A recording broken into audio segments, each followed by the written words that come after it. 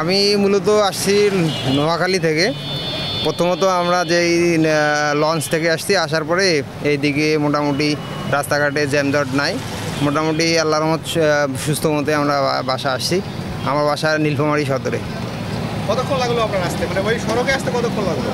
আমার সড়কে আসতে সময় লাগছে মোটামুটি 12 ঘন্টার মতো। আর ওইদিকে কত ঘন্টা লাগতো?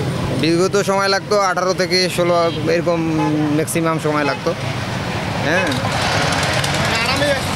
আরাম। ভাড়া ব্যাপারটা হচ্ছে কি, কিছু কিছু জায়গায় সিন্ডিকেট আছে, নাই বললে বলা ভুল হবে। কিছু কিছু জায়গায় সিন্ডিকেট আছে, এই সিন্ডিকেটগুলো ভাঙতে হবে।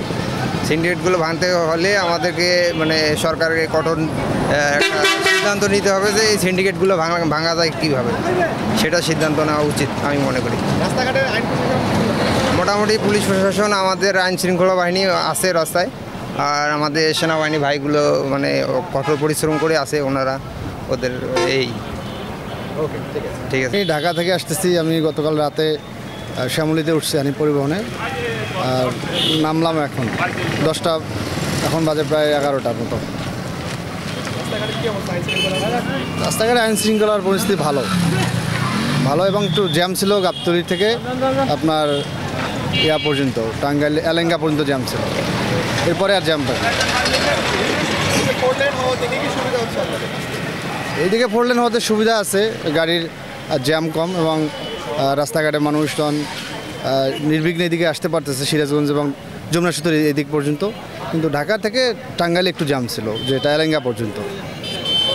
থেকে আমি আসছি, মোটামুটি আইন শৃঙ্খলা পরিস্থিতি ভালো এবং রাস্তায় কোনো যানজট নেই, এবং আমাদের মডার্ন মোড়েও অনেক সেনাবাহিনী এবং পুলিশের টহল চলছে, মানে মোটামুটি শান্তিতে ঈদ যাত্রা হচ্ছে। এবার রাস্তাঘাটে জ্যাম কেমন? জ্যাম অনেক কম অন্যান্য বছরের তুলনায়। আমি বরিশাল থেকে আসছি, আমি বরিশাল থেকে মডার্নে নামছি, মডার্ন থেকে নামার পর ওখান থেকে আবার আসছি লোকাল বাসে। মোটামুটি পরিবেশ ভালো, আপনার সার্বিক পরিস্থিতি মোটামুটি অন্যান্য বছরের তুলনায় অনেক ভালো।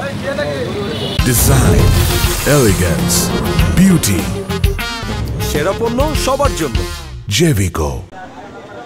আপনার এই বাসের জন্য এই দূরপাল্লার রাস্তায় সর্বোচ্চ ভাড়া হবে 1500 টাকা, ঠিক আছে?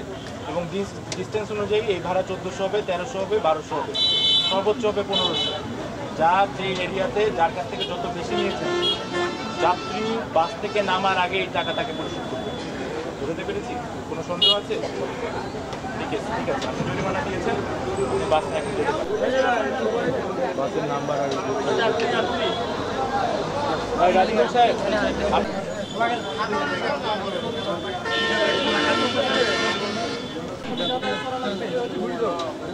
আশপাশের লোকজন একটু সরাই দেওয়া হয়।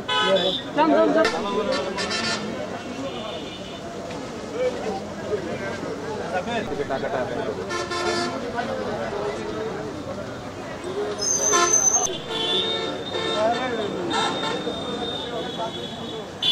মোবাইল কোড আছে এখানে, আমরা এটাকে ইনভেস্টিগেট করে জরিমানার ব্যবস্থা করছি, ঠিক আছে?